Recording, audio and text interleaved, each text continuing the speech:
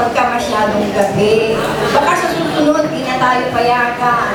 Okay? Thank you very much. Mag-closing prayer tayo. Shall we all stand up for the closing prayer? Ibigay natin, let us give all the thanks and the glory to our Lord Jesus Christ. Sapagkat siya ang worthy to be praised, siya ang dapat nating pasalamatan, siya ang dapat nating luwalhatiin. Tayo ay manalangin. Aming Ama, salamat po. Pinupuri ka namin. Pinuluwalhati ka namin. Salamat sa buhay na binigay mo sa amin.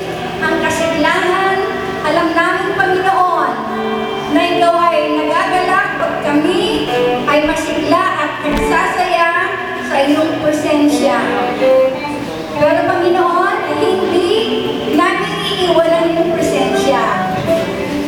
Tataglayin namin sa aming pag-uwi, sa aming mga tahanan. Gawin mo kaming pagpapala sa aming daratnan. May bahagi din namin sa kanila ang aming naranasan pagpapala. Salamat po. Ingatan mo po ang bawat isa na makauwi ng maluwalhati. Ilayo mo po sila sa masasama, sa mga sakuna. At makauwi sila, Panginoon, makasakay sila agad.